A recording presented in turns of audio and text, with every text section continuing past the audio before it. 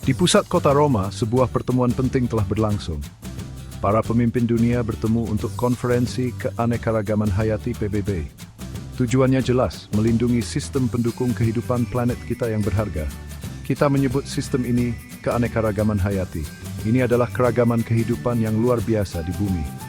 Dari serangga kecil hingga paus raksasa, setiap makhluk memainkan peran. Konferensi ini adalah momen untuk harapan. Negara-negara berkumpul untuk mengatasi krisis bersama. Kita kehilangan tumbuhan dan hewan dengan kecepatan yang mengkhawatirkan. Kehilangan ini mengancam kita semua. Kita bergantung pada alam untuk makanan, air, dan udara bersih kita. Konferensi ini bertujuan untuk membuat rencana sebuah peta jalan untuk masa depan. Rencana ini yang disebut Kerangka Kerja Keanekaragaman Hayati Global sangat ambisius. Ini menetapkan target untuk melindungi spesies dan habitatnya. Tetapi ambisi saja tidak cukup. Kita butuh tindakan. Nasib planet kita berada dalam keseimbangan. Keputusan yang di Roma akan memiliki konsekuensi yang langgeng. Ini adalah tanggung jawab bersama kita untuk melindungi alam, untuk diri kita sendiri, dan untuk generasi yang akan datang. Salah satu hasil penting dari konferensi Roma adalah komitmen untuk meningkatkan pendanaan untuk konservasi keanekaragaman hayati. Ini sangat penting. Kita tidak dapat melindungi alam tanpa berinvestasi di dalamnya.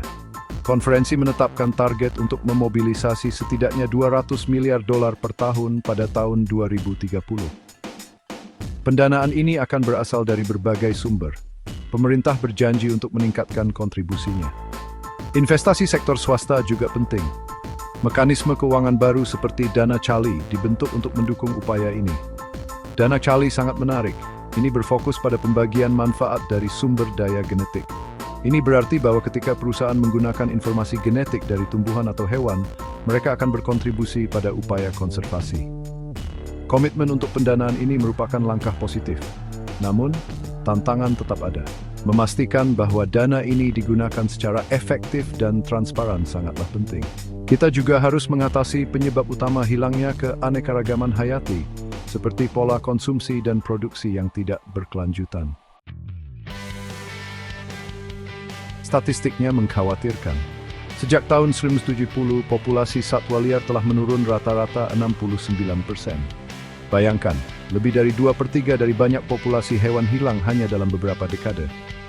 Ini bukan hanya tentang kehilangan spesies ikonik seperti harimau atau gajah. Ini tentang rusaknya ekosistem yang menopang kita semua. Penurunan ini didorong oleh tindakan manusia. Perusakan habitat adalah penyebab utama. Kita membuka hutan untuk pertanian dan pembangunan dengan kecepatan yang tidak berkelanjutan. Polusi dari industri kita meracuni tanah, air, dan udara. Penangkapan ikan yang berlebihan mengosongkan lautan kita. Perubahan iklim memperburuk ancaman ini. Kenaikan suhu mengubah habitat, mengganggu pola migrasi, dan meningkatkan frekuensi peristiwa cuaca ekstrem. Konsekuensinya mengerikan. Kita sedang menyaksikan peristiwa kepunahan massal yang ke-6 dalam sejarah bumi.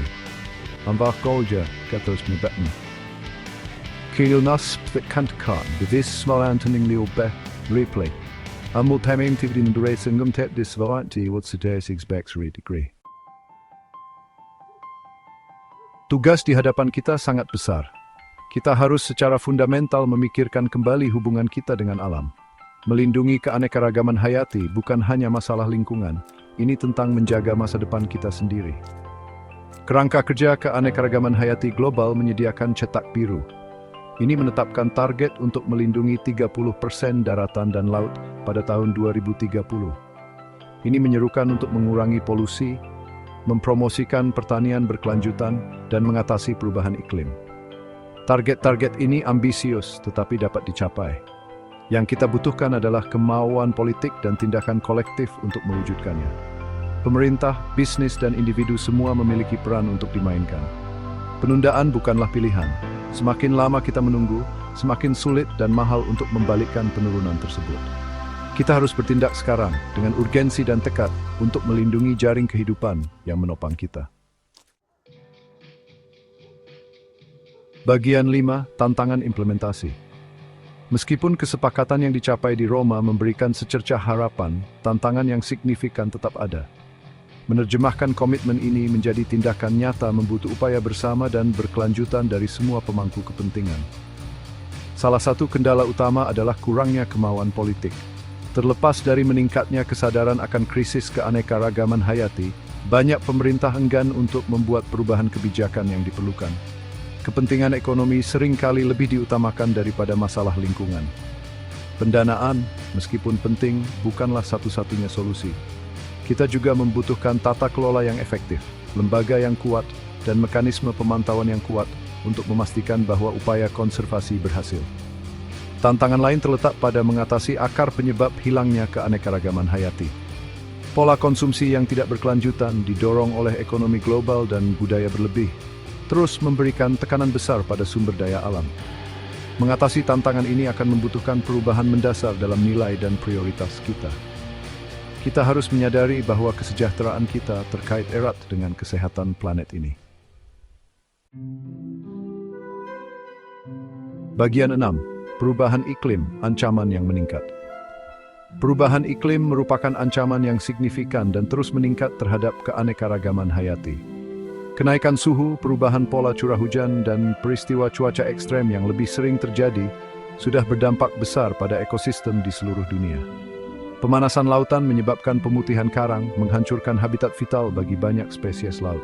Gletser yang mencair mengancam untuk memusnahkan spesies yang beradaptasi dengan lingkungan dingin dan dataran tinggi. Perubahan pola curah hujan mengganggu siklus hidup tumbuhan dan pola migrasi hewan. Panel Antar Pemerintah tentang Perubahan Iklim atau IPCC memperingatkan bahwa jika pemanasan global melebihi 1,5 derajat Celcius di atas tingkat pra-industri, kita berisiko kehilangan sebagian besar keanekaragaman hayati bumi. Kehilangan ini akan memiliki konsekuensi bencana bagi umat manusia, karena kita bergantung pada alam untuk makanan, air, dan pengaturan iklim. Oleh karena itu, mengatasi perubahan iklim sangat penting untuk melindungi keanekaragaman hayati. Kita harus segera beralih ke ekonomi rendah karbon, mengurangi emisi gas rumah kaca, dan berinvestasi dalam solusi berbasis alam, seperti melindungi hutan dan memulihkan lahan basah. Bagian 7. Melampaui pendanaan, seruan untuk aksi kolektif. Meskipun peningkatan pendanaan untuk konservasi keanekaragaman hayati sangat penting, itu saja tidak cukup. Kita membutuhkan perubahan mendasar dalam hubungan kita dengan alam, beralih dari model eksploitasi menuju model pengelolaan. Ini membutuhkan tindakan kolektif dari semua sektor masyarakat.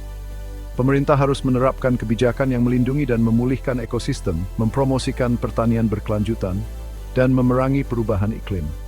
Bisnis harus menerapkan praktik berkelanjutan di seluruh rantai pasokannya. Individu juga memiliki peran penting untuk dimainkan. Kita dapat membuat pilihan sadar tentang produk yang kita konsumsi, mengurangi jejak lingkungan kita, dan mendukung organisasi yang bekerja untuk melindungi keanekaragaman hayati. Pendidikan dan peningkatan kesadaran juga sangat penting. Kita perlu menumbuhkan pemahaman dan apresiasi yang mendalam terhadap alam sejak usia muda. Melindungi keanekaragaman hayati bukan hanya tentang menyelamatkan spesies dari kepunahan. Ini tentang menjaga masa depan kita sendiri. Dengan bekerja sama, kita dapat menciptakan dunia di mana manusia dan alam dapat berkembang. Bagian 8. Kekuatan aksi individu. Skala krisis keanekaragaman hayati dapat terasa luar biasa. Namun, penting untuk diingat bahwa kita masing-masing memiliki kekuatan untuk membuat perbedaan. Tindakan individu bila dikalikan dengan jutaan, dapat menciptakan efek riak dari perubahan positif. Berikut beberapa cara Anda dapat berkontribusi. Kurangi konsumsi Anda. Buat pilihan sadar tentang produk yang Anda beli. Dukung perusahaan dengan praktik berkelanjutan dan minimalkan penggunaan plastik sekali pakai. Kurangi jejak karbon Anda. Berjalan kaki, bersepeda, atau gunakan transportasi umum bila memungkinkan. Kurangi konsumsi energi Anda di rumah. Dukung organisasi konservasi. Donasikan atau menjadi sukarelawan untuk organisasi yang bekerja untuk melindungi keanekaragaman hayati. Dukungan Anda dapat membuat perbedaan nyata di lapangan. Didik diri sendiri dan orang lain. Pelajari tentang pentingnya keanekaragaman hayati dan ancaman yang dihadapinya. Bagikan pengetahuan Anda dengan teman, keluarga, dan komunitas Anda. Suarakan pendapat Anda, hubungi pejabat terpilih Anda dan desak mereka untuk memprioritaskan kebijakan yang melindungi alam. Ingat, setiap tindakan berarti. Dengan membuat perubahan kecil dalam kehidupan kita sehari-hari, Mari secara kolektif dapat berkontribusi era masa depan yang lebih terwujud beragam hayati. Bagian 9. Masa depan yang penuh harapan untuk alam. Tantangan yang dihadapi keanekaragaman hayati planet kita sangat besar, tetapi saya tetap berharap. Konferensi Keanekaragaman Hayati PBB di Roma menunjukkan komitmen global untuk mengatasi krisis ini. Kita memiliki pengetahuan, alat, dan sumber daya untuk membuat perbedaan. Yang kita butuhkan sekarang adalah kemauan kolektif untuk bertindak dan bertindak tegas. Masa depan kehidupan di bumi bergantung pada pilihan yang kita buat hari ini. Marilah kita memilih untuk menjadi generasi yang membalikkan keadaan, yang menghentikan penurunan alam, dan menciptakan dunia yang lebih berkelanjutan dan adil bagi semua. Perjalanan ke depan akan panjang dan menantang, tetapi bersama-sama, kita dapat menciptakan masa depan di mana manusia dan alam dapat berkembang.